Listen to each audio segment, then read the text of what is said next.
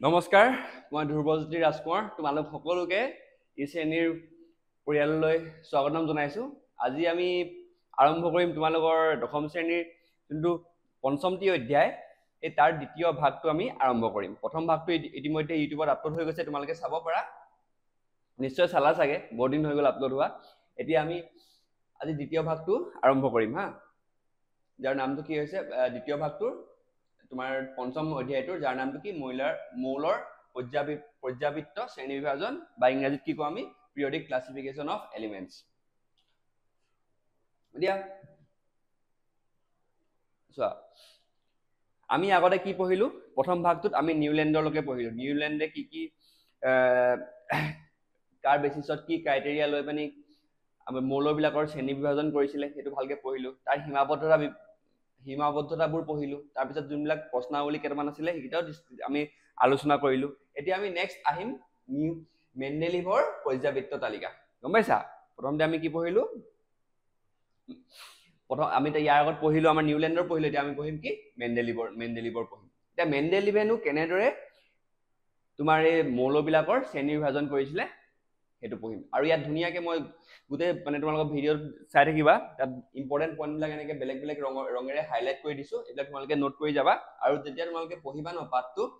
এবাৰ ভালদৰে পঢ়ি ল'বা। মানে তোমাৰ যোনটো অধ্যায়টো ভালদৰে একদম পুংখানুপুংখভাৱে খৰচি মাৰি পঢ়ি ল'বা। তাৰপিছত এই ভিডিঅ'টোত থকা নোটছবিলাক যোনবিলাক থাকিব সেইবিলাক বহীত লিখি যাবা, আৰু এইখিনি পঢ়ি পিনি তোমালোকে মানে ধুনীয়াকৈ ৰিভাইজ কৰিব পাৰিবা। আৰু তেনেদৰে পঢ়িলে তোমালোকে নিশ্চয় ভাল নম্বৰ পাবা মানে। আৰু যোনবিলাক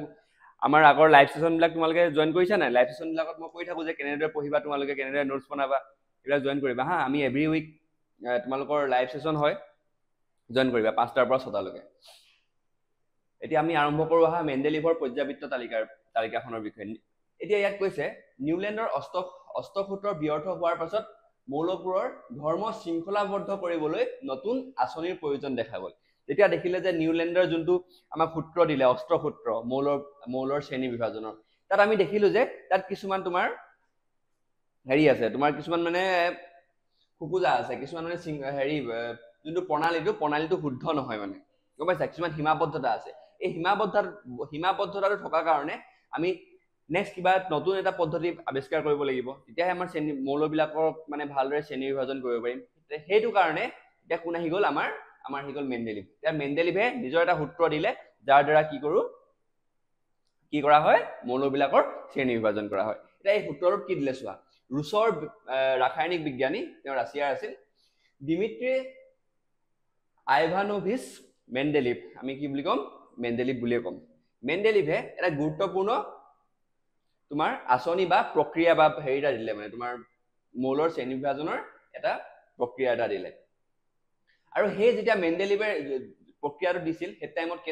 কেইটা মৌল আছিল তোমাৰ? কেইটা মৌলৰ আৱিষ্কাৰ হৈছিল? মৌলৰ আৱিষ্কাৰ হৈছিল তোমাৰ 63টা। এই তোমালোকৰ যোনটো MCQ আহে, 45টা যে MCQ আহে তোমালোকৰ হাফ ইয়াৰলি বা তোমালোকৰ ফাইনেল এক্সামত, এই প্ৰশ্নটো সোধা দেখা যায়। এই মেণ্ডেলিভৰ দিনত কিমানটা মৌল আৱিষ্কাৰ হৈছিল। সেইকাৰণে তোমালোকে নাপাহৰিবা যে মেণ্ডেলিভৰ দিনত তোমাৰ 63টা বা 63টা মৌলৰ আৱিষ্কাৰ হৈছিল। এতিয়া মেণ্ডেলিভেনো কি পদ্ধতি দিছিল, কি পদ্ধতিত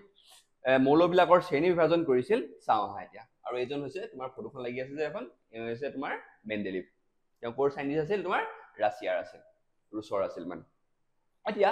মেণ্ডেলিভে প্ৰতিটো মৌলক ভৌতিক আৰু ৰাসায়নিক ধৰ্মৰ তথ্য সংগ্ৰহ কৰিছিল। যোনবিলাক 63টা যোনটো মৌল আছিলে, সেই মৌলকেইটাৰ কি কৰিছিলে? মেণ্ডেলিভে ৰাসায়নিক আৰু ভৌতিক ধৰ্মবিলাক সংগ্ৰহ কৰিছিল মানে। গম পাইছা? এতিয়া তেওঁ বিশেষকৈ অক্সিজেন আৰু হাইড্ৰজেনৰ সৈতে গঠন কৰা যৌগৰ ওপৰত গুৰুত্ব দিছিল। আৰু মানে এই যোনবিলাক তোমাৰ 63টা মৌল আছিলে,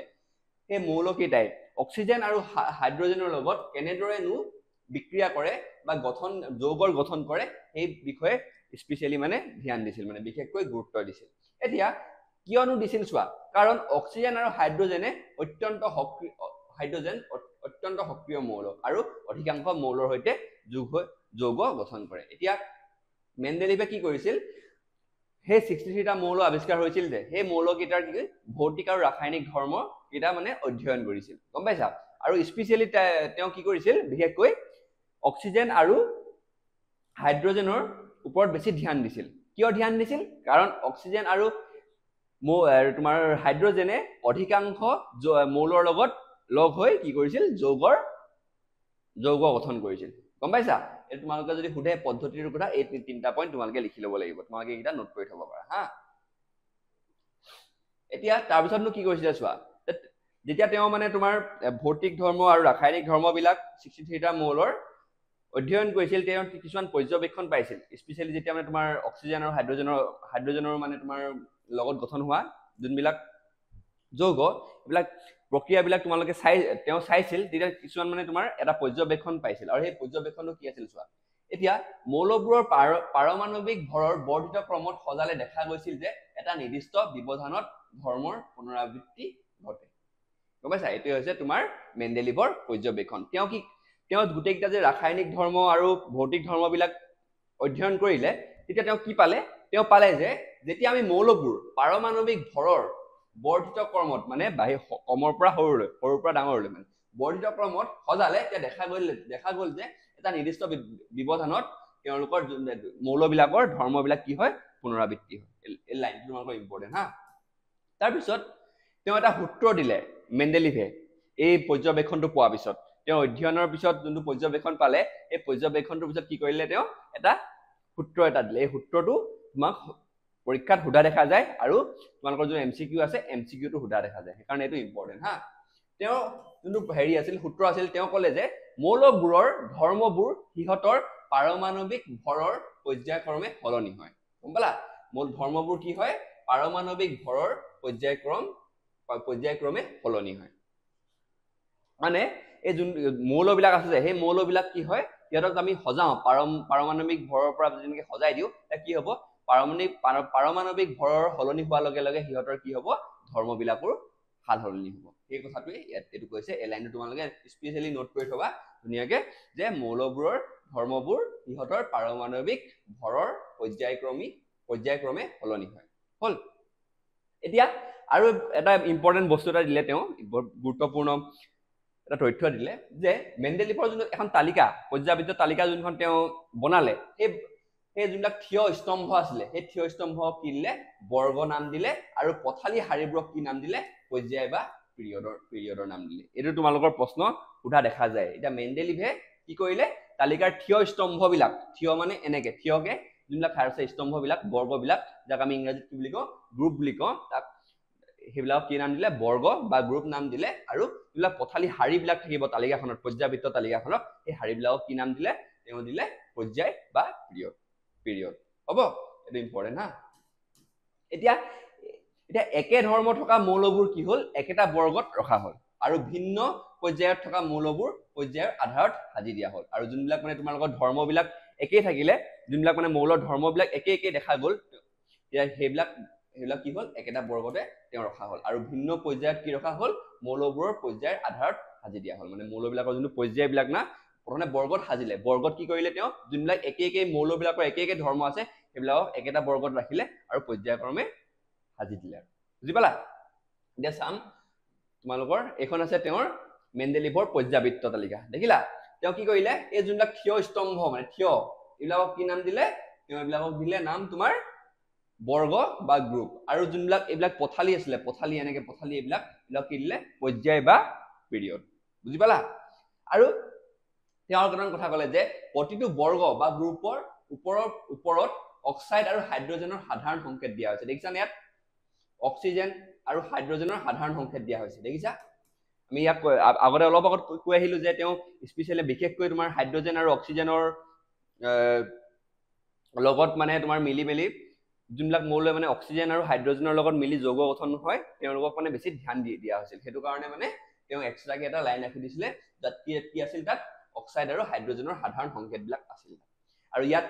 আৰ আখৰে এইবিলাক আৰ আছে আৰ বিলাকে কি বুজায় সেই বৰ্গত থকা মৌল এটাক এতিয়া আৰটোৱে কি বুজায়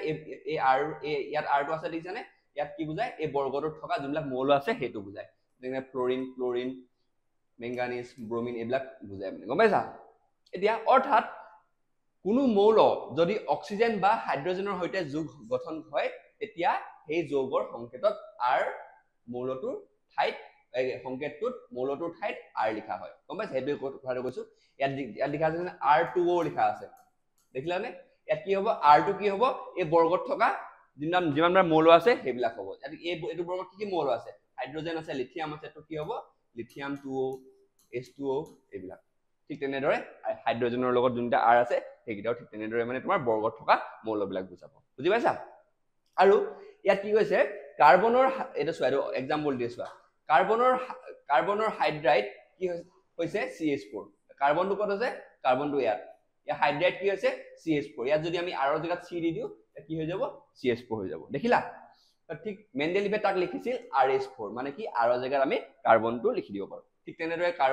কাৰ্বনৰ অক্সাইডটো কি হৈছে কাৰ্বন ডাই অক্সাইড ইয়াত যদি আমি R ৰ জায়গাত C দি দিও CO2 হৈ গ'ল বুজি পালা এটা মেন্ডেলিভৰ যোনখন পৰ্যায়বৃত্ত তালিকাৰ কনসেপ্টটো ক্লিয়াৰ হ'ল তোমালোকে কিবা ডাউট থাকিলে কমেন্ট সেকশনত জনাই দিবা হা ইয়াত চোৱা এতিয়া তোমালোকে আমি ইয়াত কি মন ৰাখিবলগীয়া হ'ল মেন্ডেলিভৰ পদ্ধতিটো মন ৰাখিব লাগিব আৰু এটা কথা মন ৰাখিব লাগিব তেওঁৰ সময়ত কিমানটা মৌলৰ আৱিষ্কাৰ হৈছিল 63টা মৌলৰ আৱিষ্কাৰ হৈছিল আৰু তেওঁৰ পদ্ধতিটো কি আছিল তেওঁৰ ভৌতিক আৰু ৰাসায়নিক ধৰ্মবিলাক অধ্যয়ন কৰিছিল কাৰ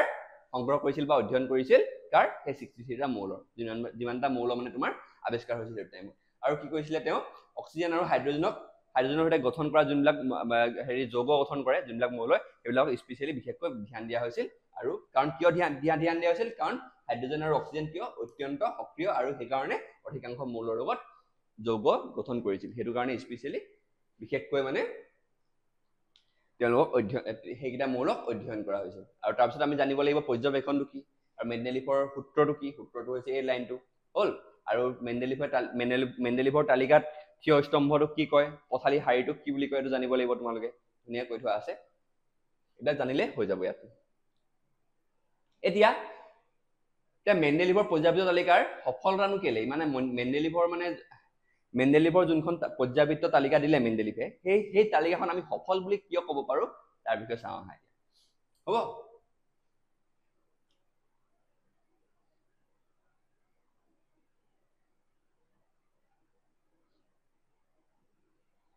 এটা প্ৰথম যোনটো সফলতা আমি এনেকৈ তোমাক 2 পইণ্ট তোমাক উলিয়াই দিছো তোমালোকে এনেদৰে তোমালোকৰ যোনবিলাক নোটছ থাকিব নোটছবিলাক এনেদৰে বনাবা নাইবা তোমালোকে ইয়াৰ পৰা ডাইৰেক্ট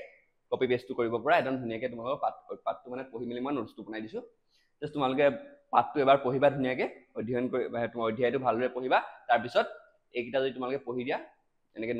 নোটছবিলাক সৰু সৰু নোটছ বনাই তোমালোকৰ ৰিভিজনটো ভালদৰে হৈ যাব মানে এতিয়া প্ৰথম যোনটো আমাৰ সফলতা সেইটো চাওঁ আহা এইটো হৈছে যে পাৰমাণৱিক ভৰৰ বিসংগতিৰ যুক্তিসংগত সমাধান আগতো পাৰমাণৱিক ভৰ আগত যোনবিলাক হেৰি দিলে নিউল্যান্ডে ধৰক দিলে তোমাৰ আগৰ ডবাৰ্ণে যোনবিলাক হেৰি দিছিলে তোমাৰ তালিকা দিছিলে সেই তালিকাবিলাকত মানে এই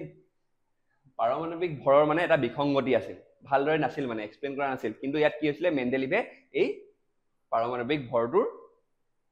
যোনবিলাক বিসংগতি আছিল সেইবিলাক সমাধান কৰিছিল তেওঁ কেনেদৰেনো সমাধান কৰিছিল এবাৰ চাওঁ আহা 3টা পইণ্টত আছে এতিয়া মেন্ডেলিভে কিছুমান মৌলৰ তাত্ত্বিক পাৰমাণৱিক ভৰৰ ক্ৰমত নহয় বৰং ৰাসায়নিক ধৰ্মৰ সাদৃশ্যৰ ভিত্তিতে স্থান দিছিল তেওঁ কি কৰিছিল তেওঁ মানে যোনবিলাক পাৰমাণৱিক ভৰ আছিলে সেই পাৰমাণৱিক ভৰটো মানে মেইনলি তেওঁ মানে লোৱা নাছিল মানে তেওঁ লৈছিল কি তেওঁলোকৰ ৰাসায়নিক কি মৌলবিলাকৰ ৰাসায়নিক ধৰ্মৰ সাদৃশ্যতাৰ ওপৰতহে ভিত্তি কৰি দিছিল উদাহৰণস্বৰূপে চোৱা কোবাল্টৰ কিমান 58.9 আৰু নিকেলৰ কিমান 58.7 কি হ'ল কিন্তু ইহঁতৰ কি হ'ল এইটো অলপ ডাঙৰ এইটো অলপ সৰু তেওঁ কি কৰিছিলে কিন্তু কোবাল্টক নিকেলৰ আগত ৰাখিছিল গম পাইছা উদাহৰণস্বৰূপে এই সিদ্ধান্তই কি হৈছিলে পৰ্যায়বৃত্ত তালিকাখন সঠিকভাৱে বঢ়াই তুলিছিল বুজি পালা সেই পাৰমাণৱিক ভৰৰ বিসংগতিটো মেন্ডেলিভে কেনেদৰে আঁতৰাইছিল তেওঁ কি কৰিছিল মেন্ডেলিভে কিছুমান মৌলৰ তাত্ত্বিক পাৰমাণৱিক যোনটো ভৰ আছিল সেইটো ক্ৰমত নহয় বৰং ৰাসায়নিক ধৰ্মৰ সাদৃশ্যৰ ভিত্তিতে স্থান দিছিল যেনে কোবাল্ট আৰু নিকেলৰ যোনটো আমাৰ উদাহৰণ সেইটো দেখিলো এইটোৱে হৈ গ'ল ইয়াত নেক্সট যোনটো আছিলে দ্বিতীয় সফলতাটো কি হয় সেইটো হয় অনাবিষ্কৃত মৌলৰ ভৱিষ্যতবাণী তেওঁ মানে তেওঁৰ সময়তো অকল 63টা মৌল আৱিষ্কাৰ হৈছিল তেওঁ ভৱিষ্যতে যে নতুন মৌল আৱিষ্কাৰ হ'ব সেইটো কাৰণে কি কৰিছিলে তেওঁ বিশেষকৈ স্থান ৰাখি থৈ গৈছিল মানে জেগা ৰাখি গৈছিলে ভৱিষ্যতে যদি কিবা মৌল আৱিষ্কাৰ হয় সেই মৌলবোৰ সেই স্থানত বহাবলৈ মানে জেগা ৰাখি গৈছিল এতিয়া মেন্ডেলিভে তেওঁৰ তালিকাত কিছু খালী ঠাই এৰি গৈছিল বুজি পাইছা খালী ঠাই এৰি গৈছিল এই ঠাইবোৰত ভৱিষ্যতে নতুন মৌল আৱিষ্কৃত হ'ব বুলি তেওঁ ভৱিষ্যতবাণী কৰিছিল মানে ভৱিষ্যতে যদি কিবা নতুন নতুন মৌলৰ আৱিষ্কাৰ হয় এই খালী ঠাইবিলাকত ৰাখিব পাৰিব মানে বুজি পাইছা তেওঁ অনাবিষ্কৃত মৌলবোৰক একেটা বৰ্গৰ পৰৱৰ্তী মৌলৰ আন নামৰ আগত একা যৌগ নাম দিছিল গম পাইছা এতিয়া একা বৰণ মানে কি হ'ব একা বৰণটো সেই এটা বৰ্গৰ যোনটো আৱিষ্কৃত মৌল সেই মৌলটোৰ পিছৰ যোনটো খালী ঠাই ৰাখিব তাক সেই খালী ঠাইটো কি নাম দিছিলে তেওঁ একা নাম দি পিনি হেৰি কৰিছিলে মানে চোৱা একা বৰণটো কি হ'ল স্কেন্ডিয়াম একা এলুমিনিয়ামটো কি হ'ব গেলিয়াম ঠিক তেনেদৰে বুজি পাইছা তেওঁ কি কৈছে তেওঁ অনাবিষ্কৃত মৌলবোৰক একেটা বৰ্গৰ পূৰ্বৱৰ্তী মৌলৰ নামৰ আগত সংস্কৃত একা যোগ নাম দিছিল বুজি পালা মানে কি হ'ল এটা বৰ্গ আছে ধৰক দেই বৰ্গ আছে সেই বৰ্গটোত ইয়াৰ ওপৰত কি আছে তোমাৰ বৰণ আছে হ'ল বৰণটো এইটো এই জেগাটো খালী আছে ভৱিষ্যতে যদি কিবা তোমাৰ মৌল আৱিষ্কাৰ হয় তাত বহাই দিব বুলি এতিয়া এই যোনটো খালী জেগা সেই খালী জেগাটোত থকা কি নাম দিছিল তেওঁ ইয়াক নাম দিছিল একা বৰণ বুজি পাইছা তেনেদৰে ৰাখি গৈছিল তোমালোকৰ পৰীক্ষাত সোধা যায় যে একা বৰণ মানে কি তোমালোকে ক'ব লাগিব স্কেন্ডিয়াম একা এলুমিনিয়াম মানে কি গেলিয়াম এইবিলাক তোমালোকৰ পৰীক্ষাত সোধা দেখা যায় পাঠ্যপুথি 3টা মান আছে যে এটা তোমালোকে পঢ়ি যাবা হা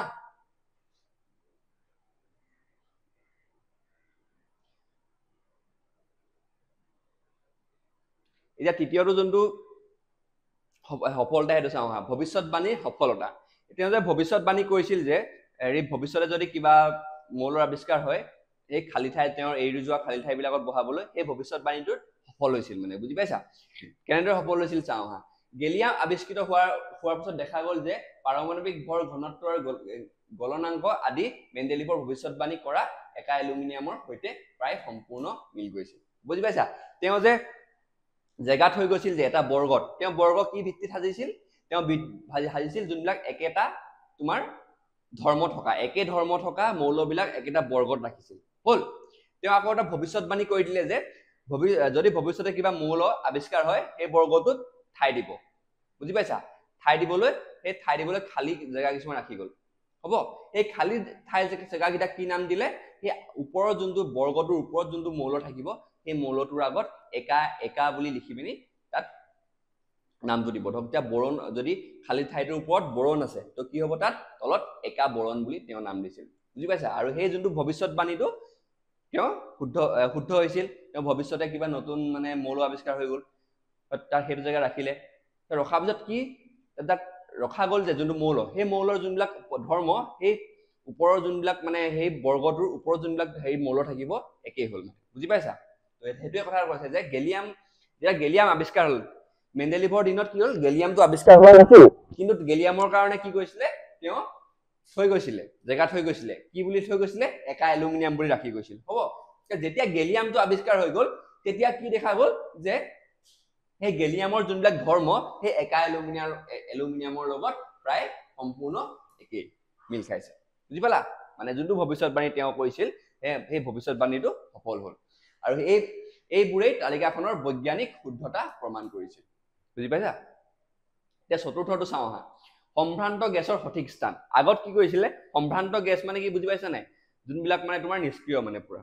এই সম্ভ্ৰান্ত গেছবিলাকক কোনো স্থান দিয়া নাছিল আগৰবিলাক তালিকাত মানে পাৰ্টিকুলাৰ স্থান কোনো দিয়া নাছিল কিন্তু ইয়াত কি কৰিলে মেণ্ডেলিভে কি কৰিলে যিহেতু সিহঁতৰ ধৰ্ম সম্পূৰ্ণ বেলেগ বাকীবিলাক মৌলতকৈ সেইটো কাৰণে সিহঁতক বেলেগ এটা স্থান এটা মানে এক্সট্ৰাকে জেগা এটা দি দিলে স্থান এটা দি দিলে সেইটোৱে কৈছে হিলিয়াম নিয়ন আৰ্গন আদি সম্ভ্ৰান্ত গেছবোৰ তেতিয়া আৱিষ্কৃত হোৱা নাছিল বুজি পাইছা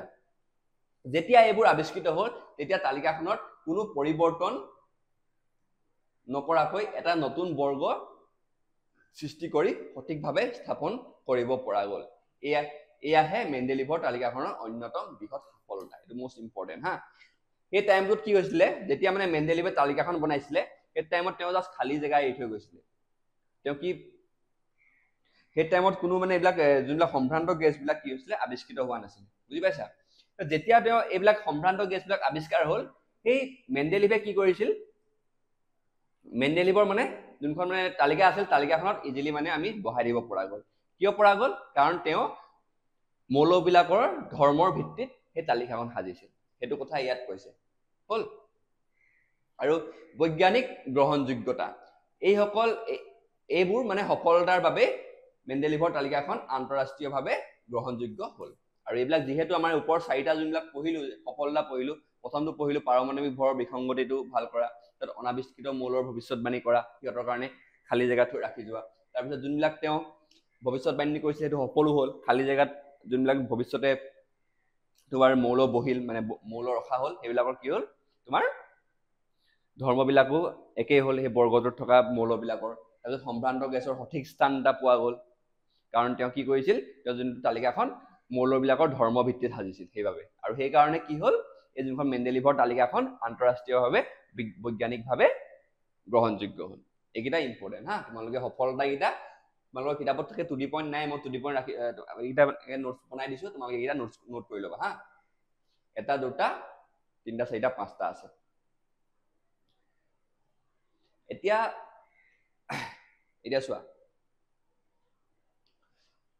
যোনবিলাক মানে তেওঁ খালী জেগা এৰি থৈ গৈছিল যে তাৰপিছত কি হ'ল এই একা এলুমিনিয়াম আৰু গেলিয়াম একা এলুমিনিয়াম কি হ'ল তেওঁ মেণ্ডেলিভে এৰি থৈ যোৱা খালী জেগাটো বুজি পাইছা এলুমিনিয়ামৰ তলত বৰ্গটোত আৰু গেলিয়ামটো কি হ'ল এই একা এলুমিনিয়াম যেতিয়া মানে গেলিয়াম যেতিয়া আৱিষ্কাৰ হ'ল সেই একা এলুমিনিয়ামৰ জেগাত বহাই দিয়া হ'ল তাৰপিছতনো কি হ'ল চাওঁ হা এতিয়া একা এলুমিনিয়ামৰ প্ৰায় সেই পাৰমাণৱিক ভৰ কিমান 68 আছিলে মেণ্ডেলিভৰ মতে যেতিয়া গেলিয়ামটো আৱিষ্কাৰ হৈ গ'ল তাৰ আমি কি পালো পাৰমাণৱিক ভৰ 69.7 মানে অলমোষ্ট একেই হয় আৰু যেতিয়া অক্সাইডৰ সংকেত যোনটো মেণ্ডেলিভে ভৱিষ্যৎবাণী কৰিছিল একেই হ'ল দেখিছা আৰু ক্লোৰাইডৰ সংকেত একেই হ'ল দেখিলা মানে বেছিভাগ মানে যোনবিলাক মানে তোমাৰ ধৰ্মবিলাক অলমোষ্ট একেই আছিল মানে সাদৃশ্যতা আছিল এতিয়া এই তুলনাবোৰৰ পৰা দেখা গ'ল যে মেণ্ডেলিভে যি ভৱিষ্যৎবাণী কৰিছিল সেয়া বাস্তৱত আৱিষ্কৃত গেলিয়ামৰ প্ৰায় সম্পূৰ্ণ মিল খাইছিল হ'ব এইকেইটা তোমালোকে মনত ৰাখি ল'বা পাঁচটা যোনকেইটা দিলো যে এই সফলতাকেইটা এইকেইটা তোমালোকে মনত ৰাখি ল'বা তাৰপিছত আমি নেক্সট চাম তোমালোকৰ সীমাবদ্ধতা এতিয়া যে আমি পঢ়িলো যে এইটো তোমাৰ হেৰিটো মেণ্ডেলিভৰ পৰ্যায়বৃত্ত তালিকাখনৰ যোনবিলাক সফলতা পঢ়িলো তেওঁৰ কিছুমান মানে বিফলতাও আছে সৰু সুৰা কিছুমান বিফলতা সেই বিফলতা কেইটা চাওঁ আহা সীমাবদ্ধতা কেইটা চাওঁ আহা বুজি পাইছা এতিয়া চোৱা প্ৰথম যোনটো সীমাবদ্ধতা সেইটো হ'ল হাইড্ৰজেনৰ অনিশ্চিত স্থান ইয়াত কিন্তু সকলো তেওঁ কৰিলে কিন্তু হাইড্ৰজেনৰ কোনো নিশ্চিত স্থান এটা নিদিলে গম পাইছা তেওঁ মেইনলি হাইড্ৰজেনক বিশেষকৈ মানে ধ্যান দিলে কিয় কাৰণ হাইড্ৰজেন বা অক্সিজেনে কি কৰে বেছিভাগ মৌলৰ লগত মিলি পিনি যৌগ গঠন কৰে কিন্তু সেই হাইড্ৰজেনটোক এক্সট্ৰা মানে বিশেষকৈ কোনো স্থান মানে পাৰ্টিকুলাৰ স্থান এটা বিশেষকৈ এটা বিশেষ জেগা এটা নিদিলে মানে বিশেষ স্থান এটা নিদিলে পৰ্যায়বৃত্ত তালিকাখনত সেইটো এটা হ'ল এতিয়া হাইড্ৰজেনে ক্ষাৰ ধাতুৰ সৈতে HCl H2O আদি যৌগৰ গঠন কৰে আনহাতে হেলোজেনৰ দৰে H2 ৰূপে দ্বি পাৰমাণৱিক অণু হিচাপেও থাকে বুজি পাইছা হাইড্ৰজেনটো কেনেকৈ থাকে নৰ্মেলি থাকিব পাৰে যৌগ গঠন কৰে আৰু কি হয় H2 হিচাপেও থাকে মানে হেলোজেনৰ দৰে ফলত ইয়াৰ নিশ্চিতভাৱে ক্ষাৰ ধাতুৰ গোটক নে ক্ষাৰ ধাতুৰ গোটত নে হেলোজেনৰ গোটত ৰাখিব লাগে এয়া মেণ্ডেলিভে নিৰ্ধাৰণ কৰিব নোৱাৰিলে গম পাইছা এতিয়া মানে হাইড্ৰজেনটো কি হয় ই ক্ষাৰ ধাতু হিচাপেও থাকে আৰু হেলোজেন হিচাপেও থাকে এতিয়া মানে মেণ্ডেলিভ কনফিউজ হৈ গ'ল যে এই হাইড্ৰজেনটো ৰাখো ক'ত মানে সেইটো কাৰণে তেওঁ কি কৰিলে মেণ্ডেলিভে হাইড্ৰজেনৰ কোনো নিৰ্দিষ্ট স্থানেই নিদিলে স্কিপ মাৰি দিলে গম পাইছা প্ৰথম এইটো সীমাবদ্ধতা এতিয়া দ্বিতীয় সীমাবদ্ধতা হৈছে সমস্থানিকৰ সমস্যা সমস্থানিক মানে কি হৈছে আইচোটোপৰ সমস্যা আইচোটোপ যাক ইংৰাজীত আইচোটোপ বুলি কয় এতিয়া পৰৱৰ্তী এতিয়া সেই যে মেণ্ডেলিভৰ সময়ত সমস্থানিকৰ বা আইচোটোপৰ কোনো আৱিষ্কাৰ হোৱা নাছিল পিছত যেতিয়া আইচোটোপ বিলাক আৱিষ্কাৰ হ'ল সমস্থানিক বিলাক আৱিষ্কাৰ হ'ল তেতিয়া কি হ'ল সিহঁতক মানে ৰাখিবলৈ পৰ্যায়বৃত্ত তালিকাখনত জেগা নহ'ল কিয় জেগা নহ'ল কাৰণ সিহঁতৰ পাৰমাণৱিক ভৰবিলাক বেলেগ থাকে কিন্তু তোমাৰ ৰাসায়নিক সংকেতবিলাক একেই থাকে বুজি পাইছা সেইটো কাৰণে এতিয়া সমস্থানিকৰ ৰাসায়নিক ধৰ্ম একেই কিন্তু পাৰমাণৱিক ভৰ বেলেগ মানে সিহঁতৰ মানে যিবিলাক ৰাসায়নিক ধৰ্ম কেমিকেল প্ৰপাৰ্টিজ থাকিব এইবিলাক একেই হ'ব কিন্তু সিহঁতৰ ভৰবিলাক বেলেগ বেলেগ হয় সমস্থানিক মানে বুজি পাইছা ক্লাছ 9ত পঢ়ি আহিছা তোমালোকে সেইটোৱে সেইটো কাৰণে মানে মেণ্ডেলিভে সিহঁতক পাৰ্টিকুলাৰ কোনো এটা মানে জেগাত ৰাখিব নোৱাৰিলে এতিয়া মেণ্ডেলিভৰ শ্ৰেণী বিভাজনত পাৰমাণৱিক ভৰৰ ওপৰতে নিৰ্ভৰশীল সেয়ে সমস্থানিকবোৰ সঠিক স্থান দিব পৰা নাছিল যেহেতু মানে যোনখন মেণ্ডেলিভৰ যোনখন পৰ্যাবৃত্ত তালিকা সেইখন তোমাৰ পাৰমাণৱিক ভৰৰ ওপৰত ভিত্তি কৰি বনোৱা হৈছিল আৰু যেহেতু সমস্থানিকৰ পাৰমাণৱিক ভৰ বেলেগ বেলেগ থাকে কিন্তু সিহঁতৰ ৰাসায়নিক ধৰ্ম বা ৰাসায়নিক সংকেতটো একেই থাকে এইটো কাৰণে কি হ'ল ৰাসায়নিক ধৰ্মবিলাক একেই থাকে সেইটো কাৰণে কি হ'ল যোনটো মানে তোমাৰ মেণ্ডেলিভৰ পৰ্যাবৃত্ত তালিকা তাত ৰাখিব পৰা নগ'ল হৈ গ'ল এটা তোমালোকে চাই ল'বা ইম্পৰ্টেণ্ট এতিয়া তৃতীয়টো যোনটো সীমাবদ্ধতা সেইটো হ'ল পাৰমাণৱিক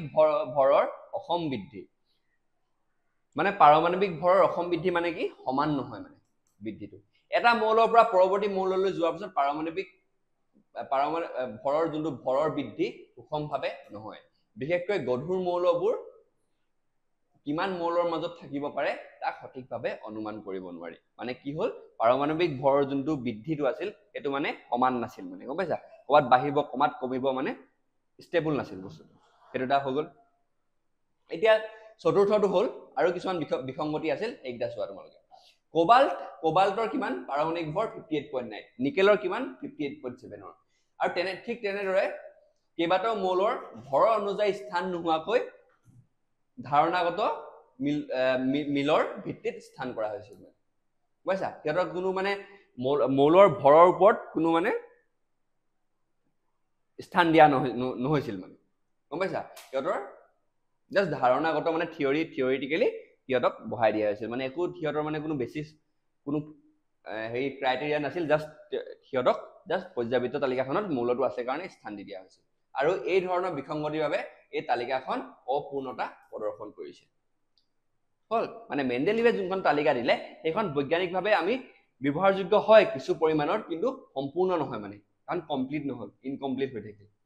বুজি পাইছা আৰু কিয় ইনকমপ্লিট হৈ থাকিলে তাৰ কাৰণে তোমালোকে এই 4টা পইণ্ট লিখিব লাগিব আৰু কিয় আমি বৈজ্ঞানিক ভিত্তিত সফলতা বুলি ক'ব পাৰো মেণ্ডেলিভৰ যোনখন পৰ্যাবৃত্ত তালিকা তেতিয়া তোমালোকে এই আগত আমি ডিছকাছ কৰা এই যোনটো 5টা পইণ্ট আছিলে এই 5টা আমি লিখিব লাগিব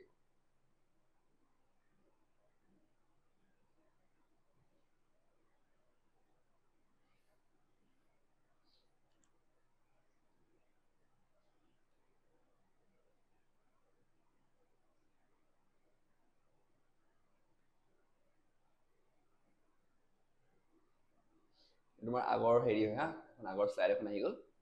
এখন তোমালোকে বাদ দিয়া এতিয়া হৈ গ'ল প্ৰশ্নাৱলীত তোমালোকৰ এতিয়া বুজি পালা মেণ্ডেলিভৰ কি হৈছিলে মেণ্ডেলিভৰ তোমালোকে কি পঢ়িবলগীয়া আছিলে মেণ্ডেলিভৰ ইয়াত তোমালোকে পঢ়িবা মানে বিশেষকৈ চাবা মেণ্ডেলিভৰ দিনত কিমানটা মৌল আৱিষ্কৃত হৈছিল হ'ল এইটো চালা তাৰপিছত চাবা ইয়াৰ পদ্ধতি মেণ্ডেলিভে হেৰিখন বনাইছিলে পৰ্যাবৃত্ত তালিকাখন কি পদ্ধতিত বনাইছিলে সেইটো চালা আৰু এই 3টা পইণ্ট চালা পৰ্যবেক্ষণ আৰু সূত্ৰটো চালা এইকেইটা ইম্পৰ্টেণ্ট আৰু এইকেইটা চবতছে ইম্পৰ্টেণ্ট তোমালোকৰ মাল্টিপল MCQ আহে যে 45টা তাত সোধা দেখা যায় এইকেইটা বস্তু তাৰপিছত এই তোমাৰ সফলতাকেইটা চাই দিবা তাৰপিছত সফলতাৰ পিছত সীমাবদ্ধতা এইকেইটা বস্তু তোমালোকে চাব লাগিব ইয়াত চাওঁ আমাৰ প্ৰশ্নাৱলী কেইটা চাওঁ ইয়াত কৈছে মেণ্ডেলিভৰ পৰ্যাবৃত্ত তালিকাখনত ব্যৱহাৰ কৰি তলত দিয়া মৌলকেইটাৰ অক্সাইড সংকেত নিৰ্ণয় কৰা এইটো একেবাৰে ইজি ইয়াত যোনখন আমি পাইছিলো মই তোমালোকক অলপ আগত শিকাই থৈ আহিছো যে কেনেদৰে আমি অক্সাইড আৰু হাইড্ৰাইডৰ সেইটো ফৰ্মুলাটো লিখিব পাৰিম যেহেতু ইয়াত আৰৰ জেগাত এই বৰ্গটোৰ মৌলবিলাক দি দিলে হয় ইয়াত তোমালোকৰ হোমৱৰ্ক হ'ব তোমালোকে ভিডিঅ'টোৰ কমেণ্ট ছেকশ্যনত লগালগ জনাই দিবা হা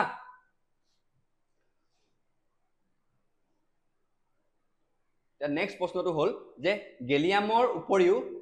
আন কেইটা মৌলৰ বাবে মৌলকেইটা আৱিষ্কৃত হোৱা পূৰ্বে মেণ্ডেলিভে তেওঁৰ তালিকাত ঠাই ৰাখি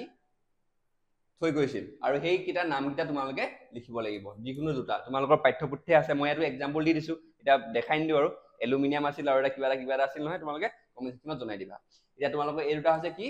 হোমৱৰ্ক হয় প্ৰথম দুটা প্ৰশ্ন তোমালোকে কমেণ্ট ছেকশ্যনত জনাই দিবা হা আৰু যোনটো 3 আৰু 4টো মই তোমালোকক কৰাই দিছো চোৱা 3 নম্বৰ প্ৰশ্নটো হৈছে মেণ্ডেলিভে তেওঁৰ পৰ্যাবৃত্ত তালিকাখন যুগুতাওঁতে মানি চলা নীতিবোৰ সেই তিনিটা আমি অলপ আগত পঢ়ি গৈছিলো যে সেই তিনিটা পইণ্ট লিখি দিলে হ'ব এতিয়া কি কৈছিলে তেওঁ মৌলবোৰ ভৌতিক আৰু ৰাসায়নিক ধৰ্মবোৰ সিহঁতৰ ভৰৰ পৰ্যায়ক্ৰমে সলনি হয় এইটো কথা কৈছিল তাৰপিছত মৌলৰ দ্বাৰা গঠিত হাইড্ৰাইড অক্সাইড সংকেতসমূহ মূল ধৰ্ম হিচাপে তেওঁ বিবেচনা কৰিছিল হল আৰু তেওঁৰ নিৰ্দিষ্ট ব্যৱধানত মৌলবোৰ ভৌতিক আৰু ৰাসায়নিক ধৰ্মৰ পুনৰাবৃত্তি ঘটিছিল বুলি কৈছিল এই তিনিটা ইম্পৰ্টেণ্ট পইণ্ট তোমালোকে লিখি ল'বা হা ক্ৰাইটেৰিয়াটো কি মানে যুগুতায়ন তালিকাখন বনাওঁতে কি কি নিয়ম মানি চলিছিল এইটো তোমালোকৰ পৰীক্ষাত সোধা দেখা যায় এই তিনিটা পইণ্ট চিম্পল পইণ্ট লিখি ল'বা এতিয়া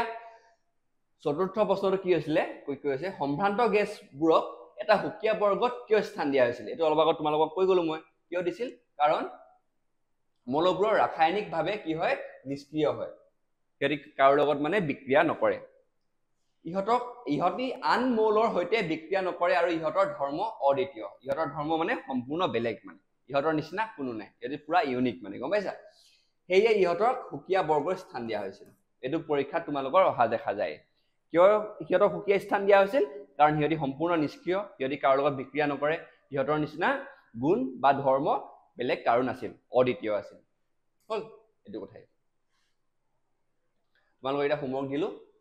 1 আৰু 2 টো তোমালোকে কৈ দিবা হা এতিয়া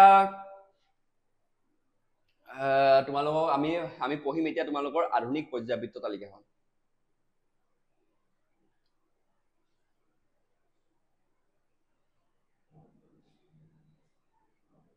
এটা কাম কৰো এইটো তোমালোকৰ যেহেতু ভিডিঅ'টো তোমাৰ দীঘল হৈ গৈছে আধা ঘণ্টা হৈ গৈছে তোমালোকে আমনি পাবা চাগে বেছি দীঘল হৈ গ'লে ভিডিঅ'টো আমি এইটো যোনটো আমাৰ নেক্সট পাৰ্ট আহিব তৃতীয় ভাগটোত আহিব তৃতীয় ভাগটোত তোমালোকক যোনখন আধুনিক আমাৰ পৰ্যাবৃত্ত তালিকা সেইখনৰ বিষয়ে ধুনীয়াকৈ পঢ়াই যাম আৰু লগতে তোমালোকক অনুশীলনবিলাক আছে যে অনুশীলনৰ প্ৰশ্নাৱলী সকলো কৰাই দিম এতিয়া আজি এই ভাগটো ইয়াতে সমাপ্ত কৰি দিওঁ ধন্যবাদ আৰু তৃতীয় ভাগত বাকীখিনি তোমালোকক পঢ়াই আছো হ'ব ধন্যবাদ